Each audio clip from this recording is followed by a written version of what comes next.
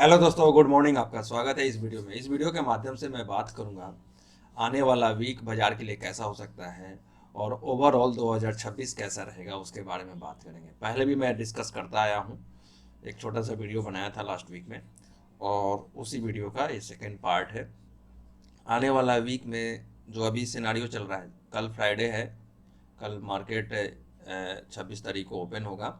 26 तारीख शुक्रवार दिन है, और शुक्रवार को सबसे इम्पोर्टेंट एक घटना है, और ऑलरेडी ये चल रहा है। शुक्र जो है अस्तकाल चल रहा है, तो शुक्र जो अस्तकाल चल रहा है ये लगभग आपका लगभग 15 दिन, एक महीना तक का ये अस्तकाल है। और ये इम्पोर्टेंट साइकिल स्टार्ट हो चुका है 20 दिसंबर से लेकर के ये लगभग 15 जनवरी तक। ये ऐसा पीरियड है जिसमें वोलाटिलिटी अच्छा खासा देखा जाएगा, क्योंकि शुक्र जो है बाजार का एक बहुत बड़ा शॉर्ट टर्म के लिए इम्पोर्टेंट प्लानट है। अगर यह अस्त पड़ जाता है तो बाजार में कहीं ना कहीं एक शॉर्ट टर्म गिरावट के चांसेस बनता है, और ये डिपेंड करता है कि कौन से ग्रह में और कौन से हाउस में ये अस्त चल रहा है। तो हाउस इम्पोर्टेंट है, कौन से ग्रह और कौन से नक्षत्र में है वो सबसे ज़्यादा इम्पोर्टेंट है।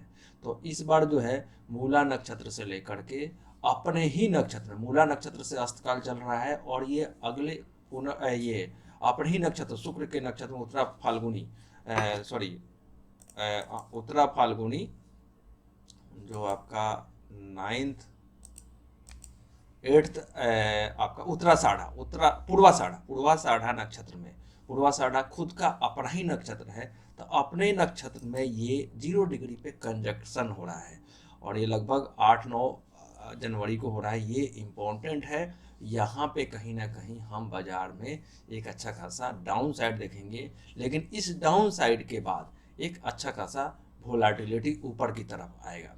लेकिन जो ऊपर की तरफ वोलाटिलिटी आएगा उसको भी रोकने के लिए एक दूसरा प्लैनेट ऑलरेडी अस्तकाल चल रहा है, मंगल। तो मंगल शुक्र सन सब एक साथ बैठ करके एक कहीं ना दबाव बनाने की कोशिश कर रहा है, और ये दबाव में इस ये समय टाइम साइकिल कंप्लीट होने के बाद एक अच्छा खासा तेजी भी आएगा। तो खराब समय में ही इक्विटी को खरीदना चाहिए और अच्छे समय में बेचना चाहिए।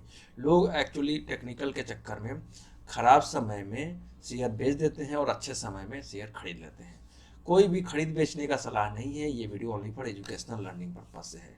तो इम्पोर्टेंट ये हफ्ता कल लास्ट ट्रेडिंग सेशन है, कल फ्राइडे है, फ्राइडे अस्तकाल चल रहा है, तो यहाँ पे एक इम्पोर्टेंट डाउन साइड मूवमेंट देखे जाने की संभावनाएं हो सकती है। नेक्स्ट वीक में भी ये शुक्र का प्रभाव रहेगा, मंगल का भी प्रभाव रहेगा। तो अभी आप ध्यान रखिए, मंगलवार और शुक्रवार में हमेशा एक पैनिक डाउन मिले तो उसको अपॉर्चुनिटी ढूंढना चाहिए, और 2-3 दिन के बाद जो बाउंस मिले उसमें प्रॉफिट बुकिंग का सिनारियो ढूंढना चाहिए। और अगले 6 महीने के लिए, अगर 2026 की मैं बात करूंगा सेकेंड पार्ट, कि अगले 6 से 8 महीने एक अच्छा खासा इस बॉटम से एक तेजी देखी जाएगी, लेकिन वो तेजी दिखने में आपको अगले 60 दिन का समय लगेगा।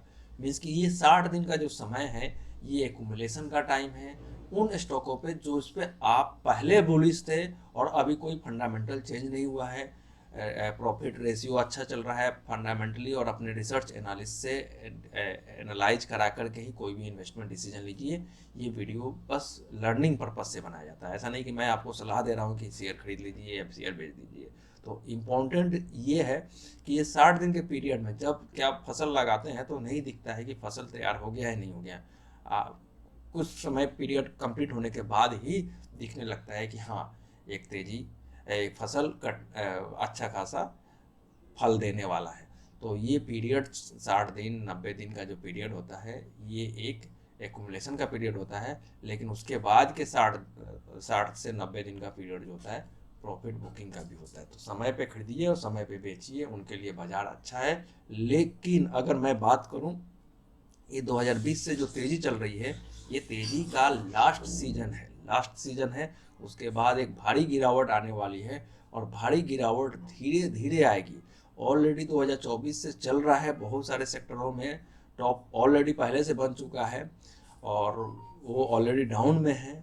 कुछ शेयर में तेजी बाकी है, इस कारण से इंडेक्स में आपको तेजी दिखेगा, और जो शेयर पहले से गिर गए हैं उनमें 20-20% की तेजी देखी जाएगी, लेकिन ऑलरेडी उनका टॉप पहले ही बन चुका है। किसी का 23 में टॉप बना, किसी का 24 में बना, अब किसी का 26 में बनेगा फाइनली, 25 में भी किसी किसी का टॉप बना है, और जनवरी में हाई अपना छोड़ के चले जाएंगे, हो सकता है सालों साल वो हाई ना दिखे। तो अगला 2-3 साल बहुत ही खराब समय है, ये बस लास्ट सीजन है, लेकिन स्टॉक स्पेसिफिक और सेक्टर स्पेसिफिक खरीदने वालों को पैसा बनेगा इसी 3-4 साल पीरियड में। ऐसा बिल्कुल भी नहीं है कि पूरा मार्केट खराब हो जाएगा। मार्केट को एक तरफ रख करके कौन से सेक्टर पे आप बुलिश हैं, कौन सा सेक्टर आपको अच्छा लगता है, उस पर जरूर पैसे बनाने के मौके मिलेंगे उस खराब समय में भी।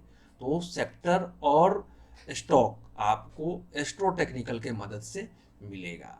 तो एस्ट्रो टेक्निकल एनालिसिस जरूर सीखने की कोशिश कीजिए, लर्निंग करने की कोशिश कीजिए, आपको बेनिफिशियल होगा। और स्पेशली 15 साल 10 साल का जिसको मार्केट का एक्सपीरियंस है वही इस स्टडी को लर्न कर सकता है। ऐसा नहीं ये 5-6 साल वाले जो लोग अभी आए हैं और पैसा बनाए हैं उनको तो अभी टेस्ट होने का टाइम है 2030 तक। मुझे लगता है, मेरी जो स्टडी है, कि जितना लोगों ने कमाया है लगभग उसका 100% ख़त्म हो जाएगा पैसा, ऐसा मुझे लगता है। वो लोग जो कोविड में नए नए आए हैं वो कैसे ना कैसे इन्वेस्टमेंट से पहले ख़त्म होगा, फिर वो लेवरेज होकर के एफ&ओ में ट्रेड कर रहे हैं और करेंगे, इस कारण से उसमें भी पैसे ख़त्म होने की संभावना है। एक मतलब 1000 में एक ट्रेडर ऐसा होता है जो सर्वाइव करता है। तो जिनको 15 साल का एक्सपीरियंस है वो कहीं ना कहीं इस अपॉर्चुनिटी को फ़ायदा उठा सकते हैं, क्योंकि ऐसा बिल्कुल भी नहीं है कि पूरा मार्केट खराब रहेगा कोई शेयर नहीं चलेगा, ऐसा बिल्कुल भी नहीं है। अगला 5 साल में यहीं से 10 गुना शेयर निकलने वाला है। खराब समय में भी अच्छे शेयर निकलते हैं, उसकी पहचान, उसका स्टडी, उसकी लर्निंग आपको आना चाहिए, वो एस्ट्रो टेक्निकल के मदद से। मैं कोशिश करता रहता हूँ सेक्टर पकड़ने का, लेकिन मैं कोई भी रिकमेंडेशन नहीं करता हूँ। हाँ, आने वाले टाइम में सेबी के लाइसेंस ले लेने के बाद हम बात करेंगे स्टॉक स्पेसिफिक भी, सेक्टर स्पेसिफिक भी। तो मिलते हैं नेक्स्ट वीडियो में, तब तक के लिए thank you, thanks for watching this video, okay bye.